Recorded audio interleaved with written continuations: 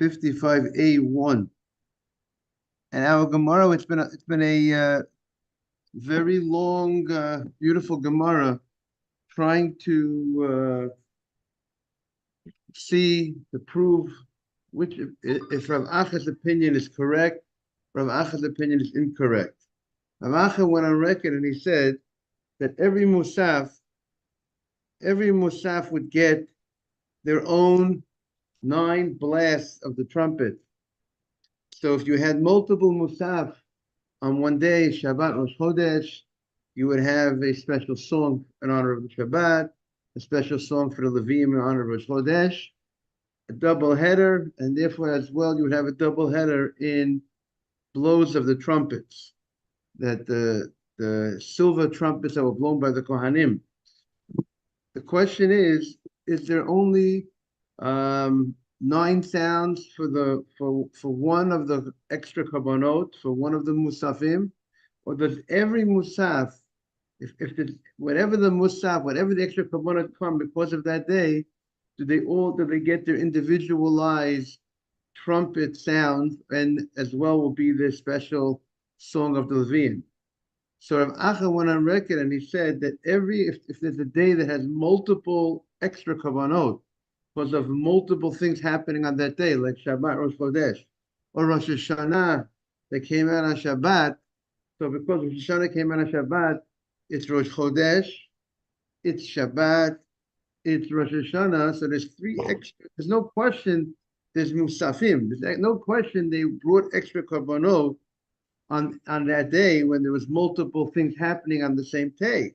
However, the question is, when they brought those extra kavanot, would they also have an extra song, or was the song, and therefore by that there'll be extra blasts of the trumpets, or do we say that even though they brought extra kavanot and multiple extra kavanot for different reasons on that day, yet they did not blow extra trumpet blast, and therefore there was not extra sounds of extra songs of Leviim. The Gemara gave a case before when Rosh Chodesh came out on Shabbat, and one reading of the Breita, the Gemara says that you would just push away the song of Shabbat, and you would just sing the song that was sung in honor of Rosh Chodesh.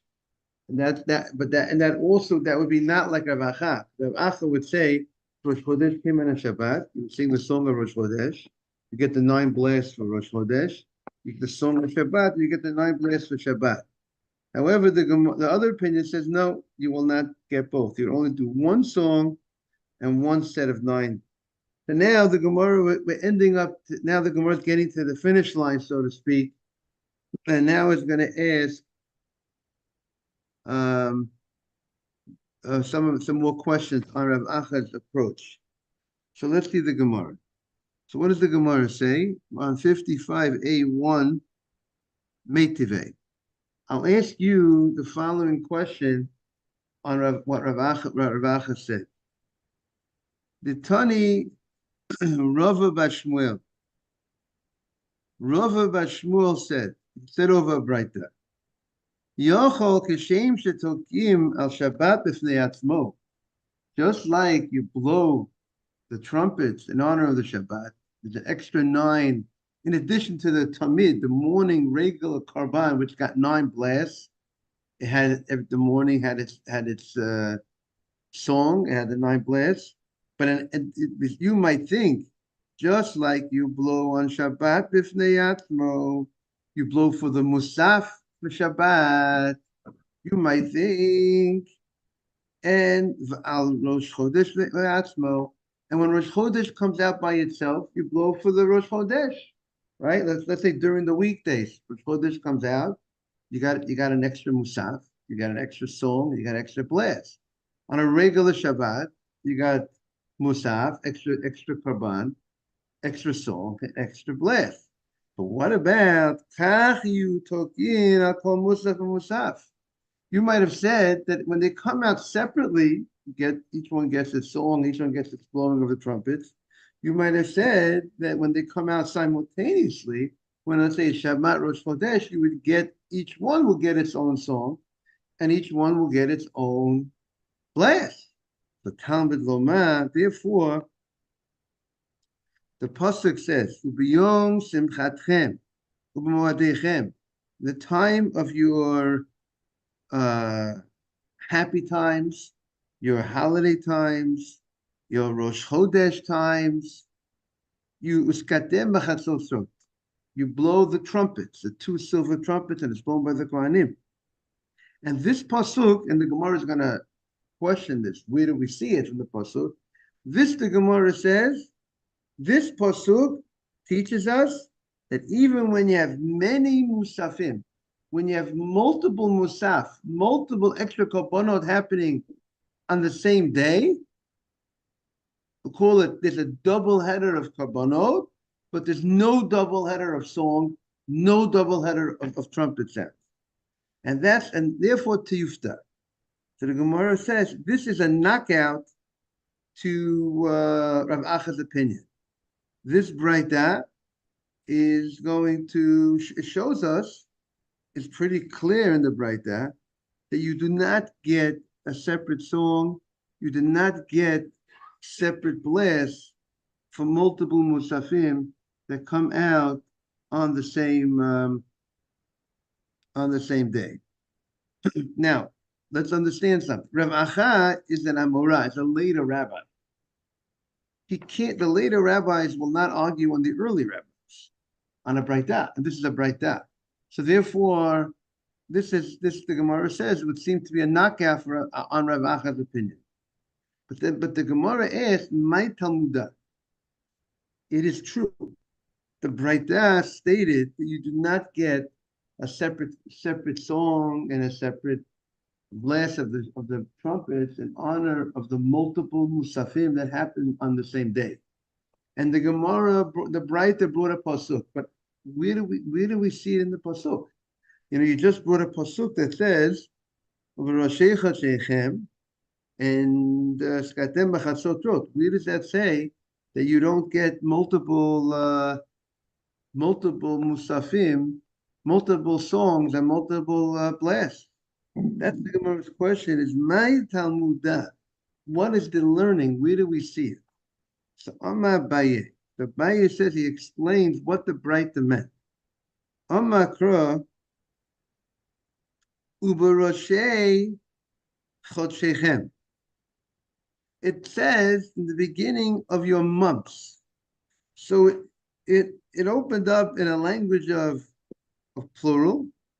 It mentions the beginning of the months, and it talks about the beginning of the months, and it's grouping all the months in those words, in the beginning of the months.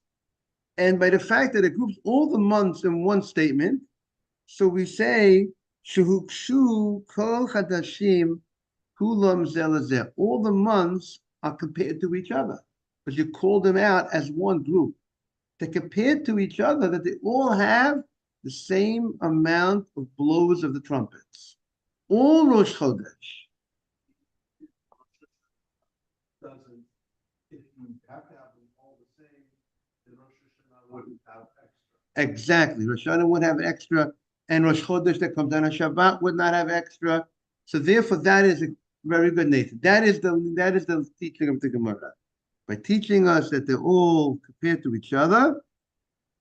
And Rashi says, regarding the blast of the trumpet, in sentence, argument sentence, all of them, doesn't matter if it's on Shabbat, doesn't matter Hashanah, you have to have the 9 that belong to the Rosh Chodesh so that they're each equivalent to each other.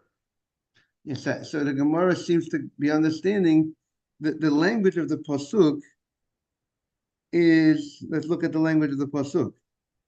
Yom Simchaschem, Day Emodechem, on your holidays, and your Rosh Chodashim, and your Rosh Chodesh, Uskatem B'chatzotrot. You blow the trumpets. So the Gemara understands by saying, and your Rosh Chodesh, and all your Rosh Chodesh, all the Rosh Chodesh are the same. So the Gemara is understanding that it's emphasizing the same, not that just like that you're saying, just like they got the blows, this gets the blow. It's emphasizing that the Rosh Chodesh is the same. Like by saying all Rosh Chodesh, all the first days of the month, which would be Rosh Hashanah, which would be Rosh Chodesh that comes out of Shabbat, they all are the same. The number of trumpet sounds are the same. That's how the Gemara, meaning you might be right, Nathan. You might want to suggest possibly a different idea, but the Bright is saying that the Bright is not going that way. You see the Raz? But then Bright is arguing against ever having extra class for Rosh Hashanah because Rosh Hashanah is always Rosh Hashanah. Correct. So that right, this way argues against Rosh Hashanah. Right. Exactly. And everybody, and according to this ruling of the Gemara, there will not be extra blast on Rosh Hashanah. There will not be that extra song on Rosh Hashanah. There will just be, they will bring the korbanot and they won't get the extra blast. So that's what the Gemara, you see, Abaye is trying to understand where did the brightness says this fact that there's not going to be extra blast. But where did it get it from? So where did we see it in the pasuk? So he's taking it. Right, that all Shabbatot are the same. Why would that be more convincing? You would control all the Rosh Hashanah. All the Rosh Chodesh Shabbat. Okay, so but the Gemara is understanding all the Rosh Chodesh are the same. You know, all the Rosh Chodesh that comes down on Shabbat or the first of the year. Now, Rav Ashi wasn't satisfied, Nathan. So maybe he had some concerns, meaning maybe he felt that,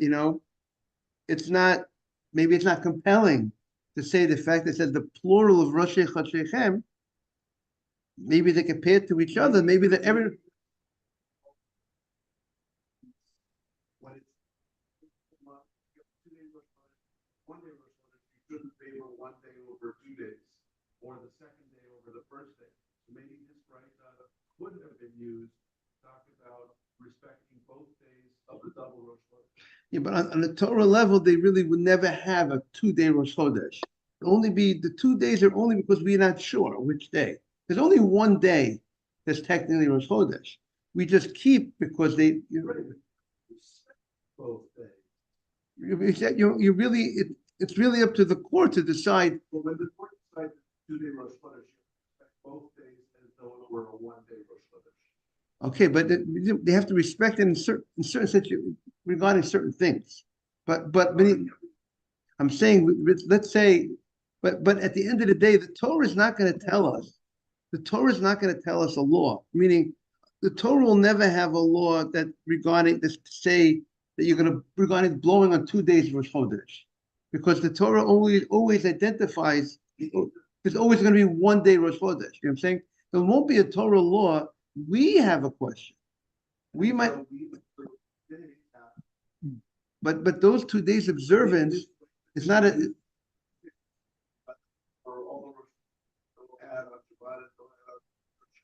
That a 2 day Rosh Chodesh you should blow on both days. But I don't think the Torah would talk about a 2 day Rosh Chodesh. I mean, I don't think the Torah would give us a law regarding a 2 day Rosh Chodesh when there is no Torah law of 2 day Rosh Chodesh. We rabbinically, we might.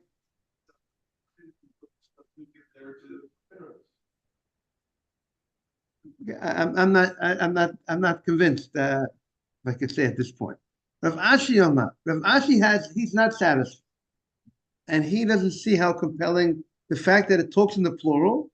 He doesn't, maybe his opinion is, there's many Rosh Chodesh, just like Moadechem is in the plural, Moadechem, Rosh Chodeshechem, and maybe he didn't feel that maybe that's really a compelling to show you that you do not do multiple when something else comes out on that Rosh Chodesh.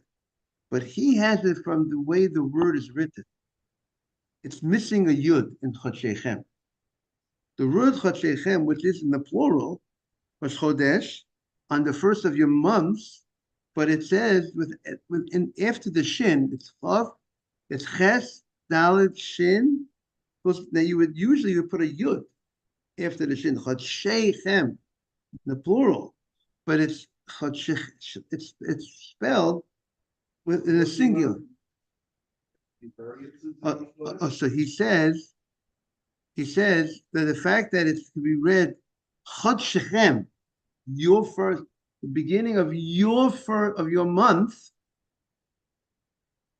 in a singular as if it's 1 month, and yet it said Uberoshe. Uberoshe, by saying the plural, means we're talking about two heads. It's a head for two things. It's like or a Rosh Chodesh or Rosh Hashanah. So so you have a month that you have two heads. Rosh Hashanah is the head of the month, and it's the head of the year. So you have a time, but yet it's called in the singular, Chashechem. So which is Chodesh sheyesh lahem, a month that you have Shnei Roshim, a month that you have two heads. It's the head for two things. Havi Omer. So that's their Rosh Hashanah. But Omer Rachmana, and the Torah says about this day that which is Rosh Hashanah, it's Chod Shechem. It's one in the singular. That means Chadhu. It's considered one regarding what? Regarding the blowing of the trumpets. That we don't look at it, even though because that day is Rosh Hashanah. There's going to be extra korban in honor of Rosh Hashanah. And because it's Rosh Hashanah, comes out, it's Rosh Chodesh, it's extra korbanot because of Rosh Chodesh, meaning extra musaf. There's multiple, we'll call it multiple musaf. Even though there's multiple musaf, we go ahead and we nevertheless, that one regarding the blowing of the trumpets.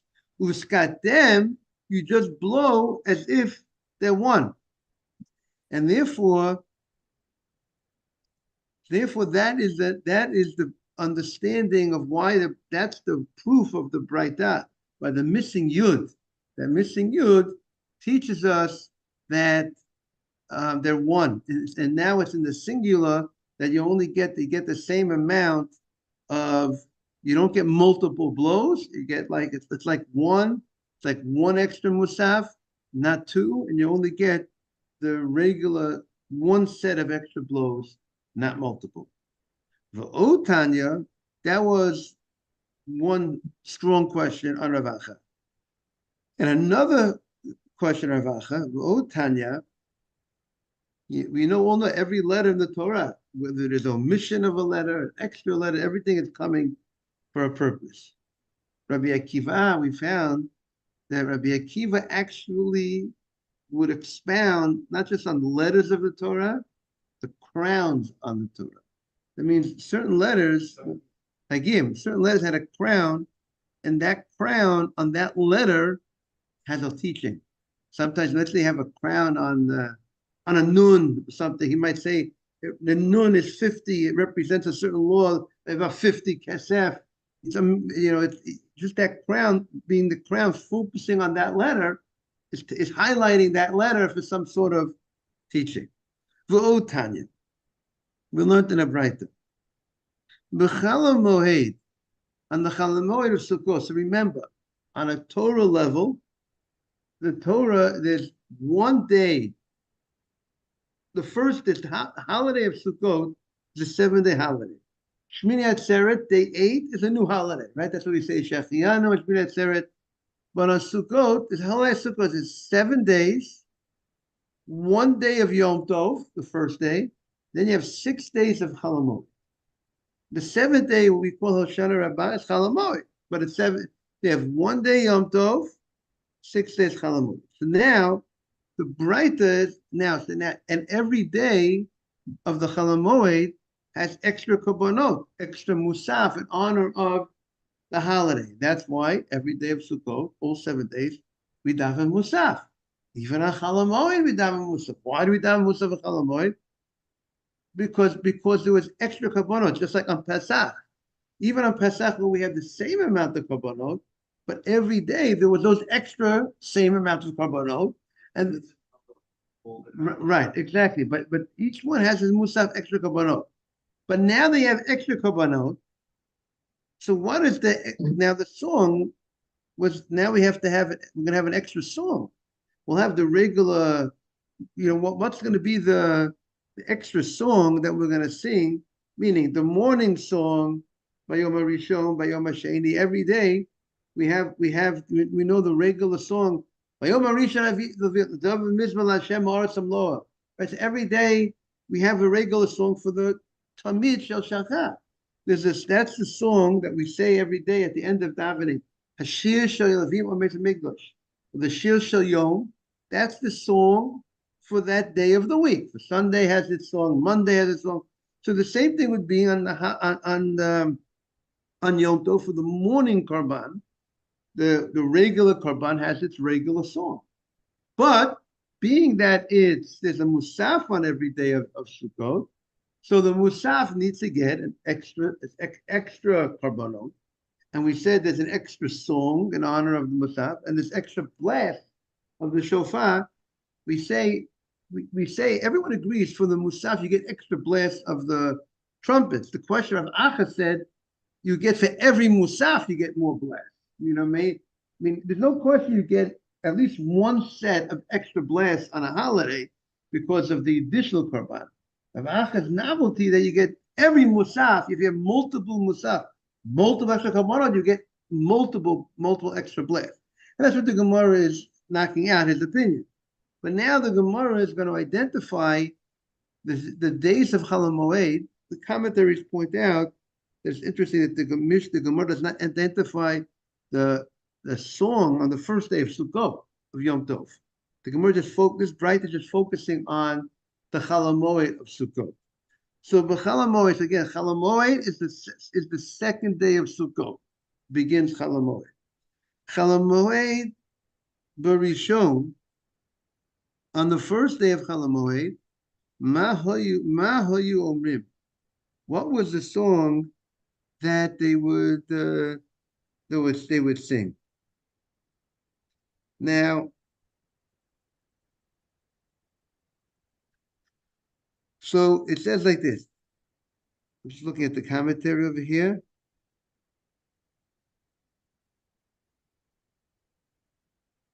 So it seems that they bring down, even though I mentioned that on the Yom Tov, the morning offering, the regular daily offering got its regular song, that it would have, let's say Chol Hamoed is a Tuesday. So you would have Tuesday, they brought the regular Tamid, the morning offering, and they did its regular, well, let's say Sunday, because we're all familiar with the first day of Sunday. So they did in the morning, they did the regular Sunday song for the regular korban, and in Musaf, they had the new extra song. But there are commentaries, that's how some understand. However, there are those say, the Minchat Chinuch brings down, there are those that say that the morning korban, they sang the same song that they sung at Musaf. That is in honor, the same song that we're going to be depicting and mentioning, the extra new song that was sung in honor of the extra korban on the holiday. That song was sung, same song was sung twice in the morning when they brought the regular korban, the daily offering of the holiday, and the additional korbanot, they got the new song. But others say no, the way I said the first thing I said, the morning they did the regular Sunday song in the morning at the regular korban, at the Tamid Shel Shachar, then they got the new song in Musaf. Okay. As Hashem, we'll see, the Beit HaMikdash will be rebuilt, and we'll see they're going to ask the rabbi, what is the song that we sing? What is the song that we sing on Yom Tov at Shachrit in the morning? Okay. It's going to be beautiful now. We're going to see beautiful Gemara about why the songs that they sung on Sukkot and why the songs were picked. Every song that's picked is for a reason. So it says like this. The first day of Chol Hamoed, they sang Havu L'Hashem B'nei Elim. Havu L'Hashem Kavod V'Oz. That song which we sing on Friday night, on Shabbat, that's the song that they would sing on the first day of Chol Hamoed. Now, why is this? Why was that? Why is that the song on the first day of Chol Hamoed? Because the pasuk says, "Haval Hashem kavod va'oz." The pasuk talks about bringing to Hashem kavod, honor, va'oz, honor and strength to Hashem, and that's what we do by the Simchat Beit HaShoevad. There's the great water drawing ceremony that we have on Chol Hamoed Sukkot, and the first day of Chol Hamoed, we talk about this. We allude to this idea that we do the water ceremony. They would do every day of Chol Hamoed. They did the Simchat Beit HaShoevad every day. Every day they drew the water. So nowadays people also have Simchat Beit HaShoevad every night. Every night. Right, Jerusalem, they do it right, every night. That doesn't mean that people participate every night in Simchat Beit HaShoevad, but there are Simchat Beit HaShoevad going on every night of Chol Hamoed. Now, also, it also says in this Mizmah, Kol Hashem al Hamoyim, Hashem al Mayim Rabim. This Mizmah, the song, talks about the water. So therefore, it's very appropriate for Sukkot, where we have such focus on the water, on the drawing of the water, that should be the song that the Beteshes and the Lobes and that will be singing in the Beit HaMikdash. Now, comes the second day of Chol Hamoed, B'yom HaSheni, Ma Hayomrim. What did the Leviim sing on the second day? They said, U'Rasha Oma Elokim. Hashem says to the Rasha, what are you doing talking about? What are you talking in the Torah? What does that mean? What is this? What is that? Why are we talking about a Rasha? Why are we talking about Hashem is giving criticism, rebuke, Musar to the Rasha? Why is that the appropriate song? Because it's trying to tell the people, you're coming to the Beit HaMikdash. You're coming to the courtyard of Beit HaMikdash in honor of the holiday. It's a time to do tshuva. It's a time to do tshuva. We're telling the people, why are you coming if you're not changing yourself? Why are you just coming just for the fun of it? You have to change. You have to be a different person. And the pasuk says, that's one thing.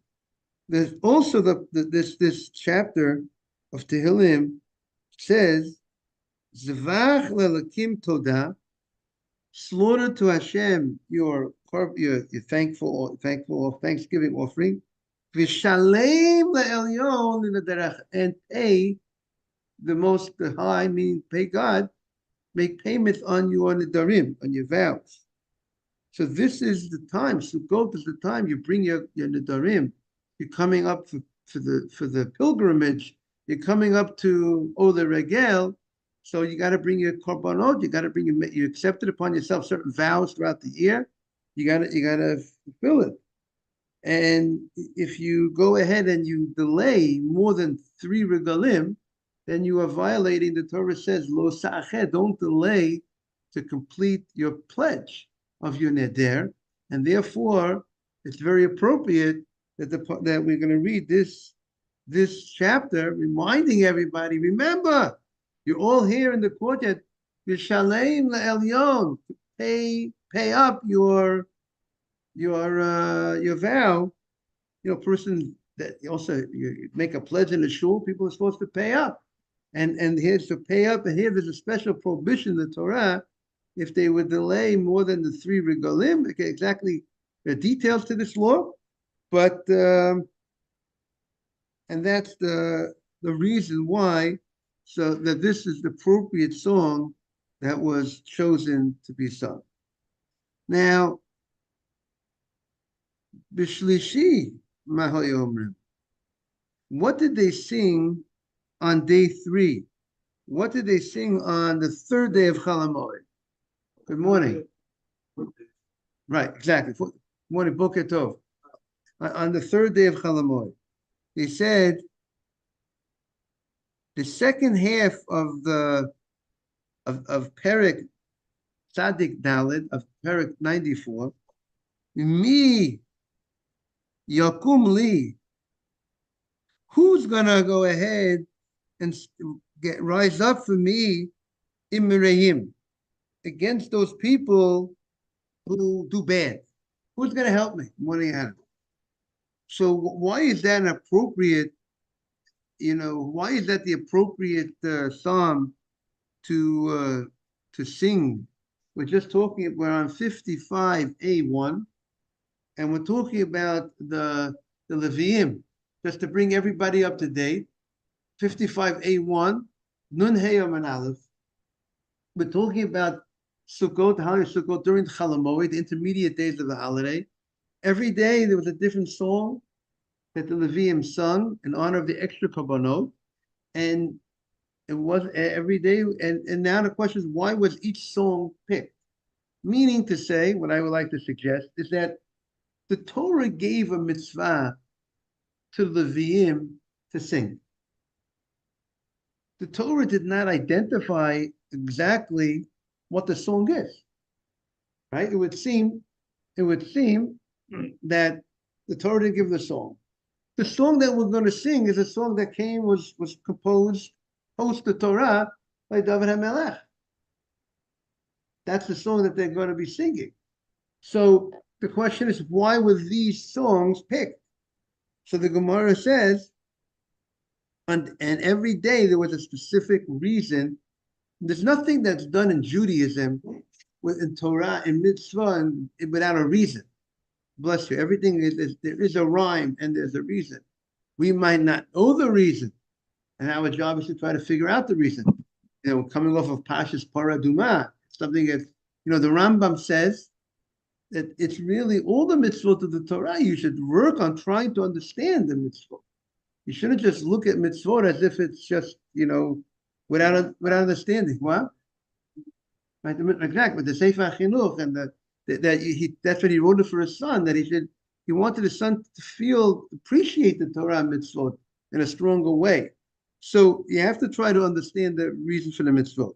So why is this the appropriate psalm? So because this second half of this psalm talks about people involved in the service of Hashem during a time of Sarah, during a difficult time period. Meaning the fact when things are tough does not mean that that's an excuse to move away. And we have to be even stronger. So in the second Beit HaMikdash, where they were under the beginning, they were under the ruleship of the Persians, right? Remember the second Beit HaMikdash was post the miracle of Purim, where Melech Paras, where Achashverosh, and then when he passed away, when his son Dayavesh, when they got permission to build the Beit HaMikdash, we got permission. We needed permission. We were under the ruleship of they had that power, just like England had power all over the world. We had the Persians, and then we had trouble with the Greeks. That's why during around 200 years into the second Beit HaMikdash was the story about Hanukkah. That was with the Greeks.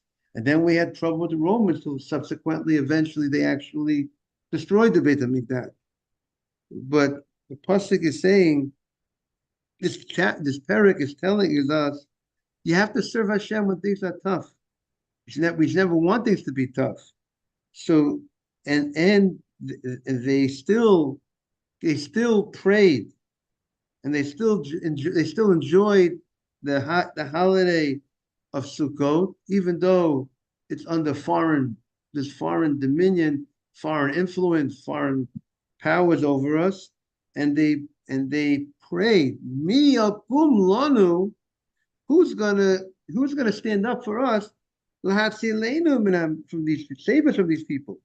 Lule Hashem, if Hashem would not have given us the ability to just to make it, we would not be able to. So therefore, the chapter talks about that even when we have trouble, we still come and we still do what we need to do. That's the reason for this second half of this chapter. B'Revi, on the fourth day of Chol Hamoed, we would read the first half of this chapter. B'Revi Mayomrim, what was the thing that they said? Binu Bo'arim Ba'am. Understand, you fools among the nation. Now, why is that? Why is that? Why is this appropriate to talk about? So,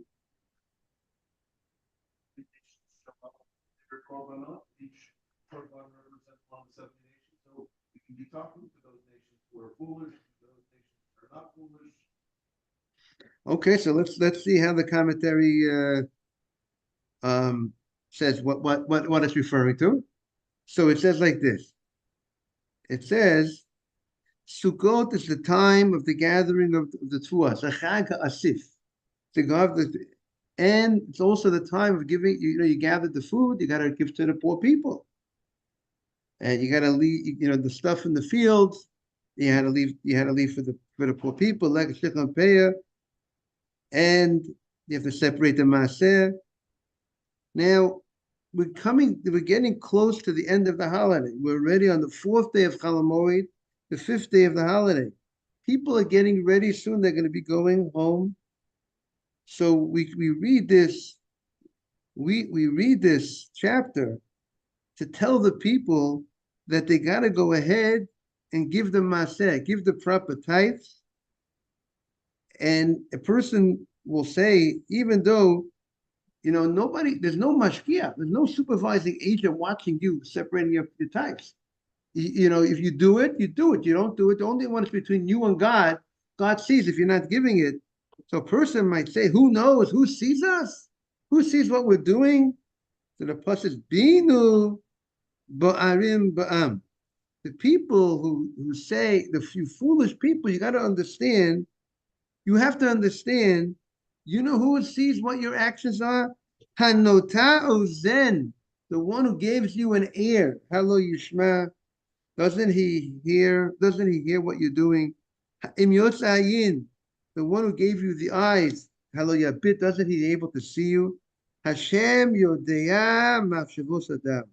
Hashem knows the thoughts of people. This is one approach. There might be other approaches why this is the appropriate Bina Barmam. You might want to suggest other reasons. This is the approach of Rashi. Okay, I want to wish everyone a beautiful day. Time flies, Nathan, right? When you're having fun, right? When we're learning, right, Adam? 1, 2, 3. Right, Nathan? Ralph, right? 1, 2, 3. Have a good day, Rabbi. Have a great day. When are you going to see you back, Ralph? Wednesday. Looking forward. Enjoy. Thank you. Bye-bye. Bye-bye. Bye-bye. Bye-bye.